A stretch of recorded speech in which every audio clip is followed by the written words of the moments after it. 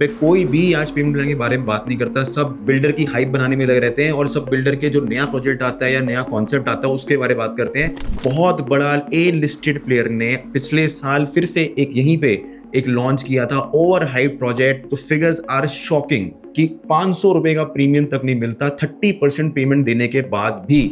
मैं ये नहीं कह रहा कि वो पैसे नहीं कमाते, वो बिल्कुल पैसे कमाते हैं। जो रिस्क फैक्टर होता है वो इतना हाई होता है उसके अंदर, जो आज मैं आपसे शेयर करने जा रहा हूं वीडियो।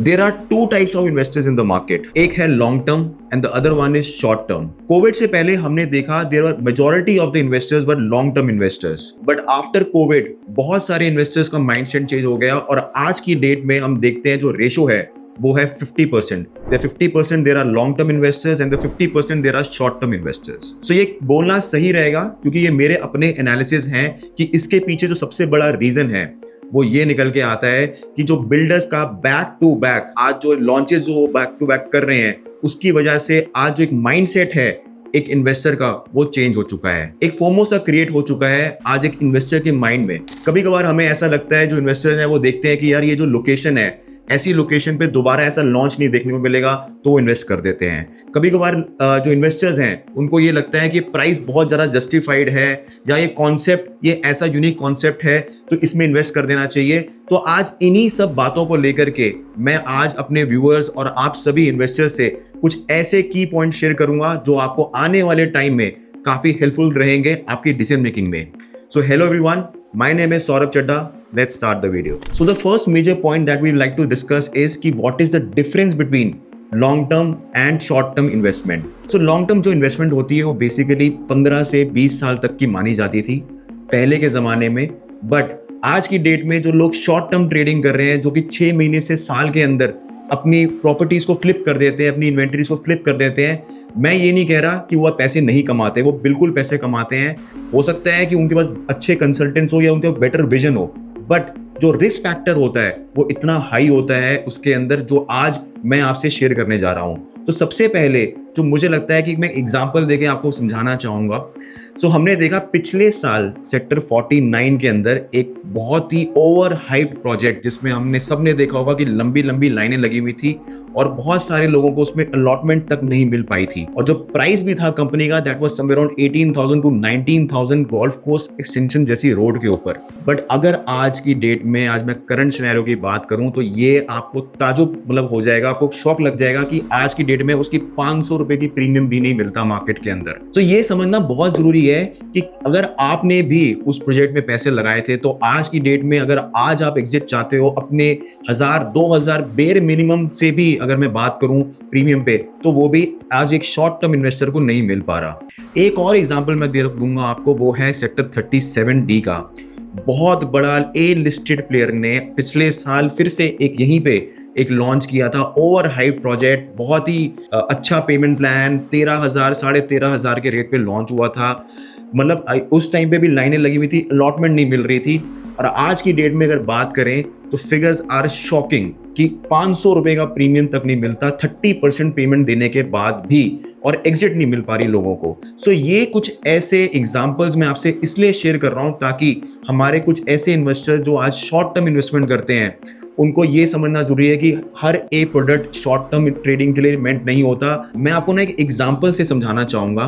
सपोजली मान लेते हैं कि मेरे पास 2 करोड़ रुपए हैं और अभी द्वारका एक्सप्रेसवे पे एक बहुत ही अच्छा प्रोजेक्ट लॉन्च हुआ है। आई थिंक एक बहुत बड़ा 5 स्टार होटल है, उसका टायर भी हो रखा है। तो उसका तकरीबन जो प्राइस रेंज आता है starting that is somewhere around 5.5 CR।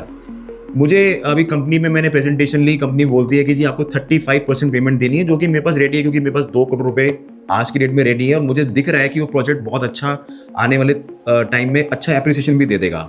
But problem क्या आने वाली है आने वाले 2 साल के बाद कि जब वो अपनी नेक्स्ट डिमांड मांगेगा तब क्या मेरे पास पैसे होंगे उसको और 25-30% देने के?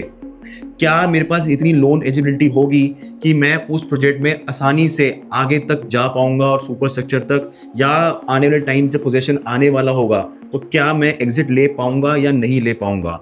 या फिर उसका जो पेमेंट प्लान है क्या वो मेरे बजट को सूट करता है या नहीं करता है। सो ये कुछ की चीज़ें हैं जो मुझे ऐसा लगता है आज की डेट में एक इन्वेस्टर को समझनी चाहिए एक प्रोजेक्ट खरीदने से पहले, क्योंकि हमारे बहुत सारे एग्जाम्पल्स हैं और इन्वेस्टर्स हैं जो हमारे पास आते हैं कहीं और इन्वेस्ट करके और कहते हैं कि जी 35% दे दिया, आज की डेट में हमारे पास एग्जिट, आप हमें एग्जिट करवा दीजिए, हमारे पास आगे पेमेंट देने के लिए नहीं है।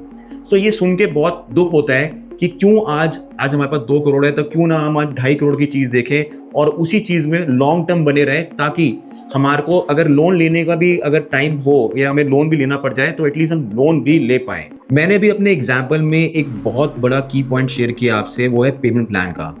बहुत सारे इन्फ्लुएंसर्स हैं यूट्यूब पे, कोई भी आज पेमेंट प्लान के बारे में बात नहीं करता, सब बिल्डर की हाइप बनाने में लगे रहते हैं और सब बिल्डर के जो नया प्रोजेक्ट आता है या नया कॉन्सेप्ट आता है उसके बारे में बात करते हैं। बट एज एन इन्वेस्टर मेरे लिए इतना इंपॉर्टेंट है आज पेमेंट प्लान समझना, क्योंकि आज वो पेमेंट प्लान ही जस्टिफाइड करेगा कि मैं आज आने वाले कुछ साल, 2 साल, 3 साल के अंदर एज ए लॉन्ग टर्म मैं कितने पैसे कमाऊंगा।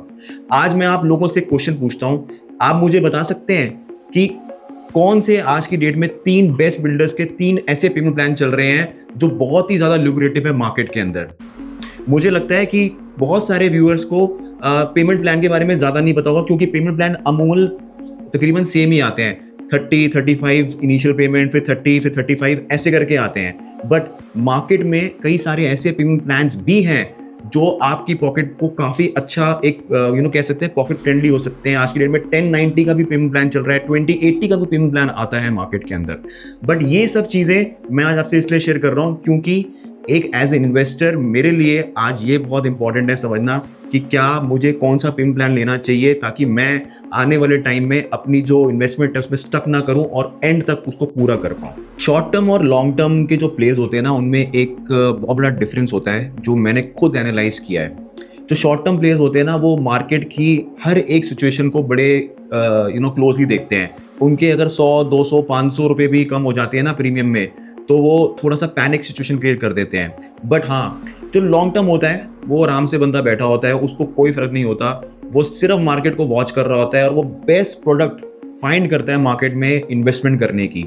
सो आज की डेट में ये इंपॉर्टेंट है समझना कि एज अ स्टॉक मार्केट इसको ट्रेडिंग ना करें, इसको लॉन्ग टर्म लेके चलें और पैनिक सिचुएशन को ना दबाएं, ना बटन दबाएं, ना अपने दिमाग में उसको पैनिक क्रिएट करें, क्योंकि जो शॉर्ट टर्म इन्वेस्टर होगा वो हमेशा पैनिक करेगा और पैनिक के अंदर वो हमेशा डिस्ट्रेस डील के तौर पे ही अपने प्रोडक्ट को बेच के जाएगा। सो अगर आप अभी भी वीडियो में बने हुए हो और आपको वीडियो अच्छी लग रही है तो आप प्लीज़ वीडियो को लाइक ज़रूर कर देना, और अगर आप चैनल पे फर्स्ट टाइम आए हैं तो सब्सक्राइब करना मत भूलना, क्योंकि ऐसा कंटेंट बनाने में मैं और मेरी टीम की बहुत मेहनत लगती है।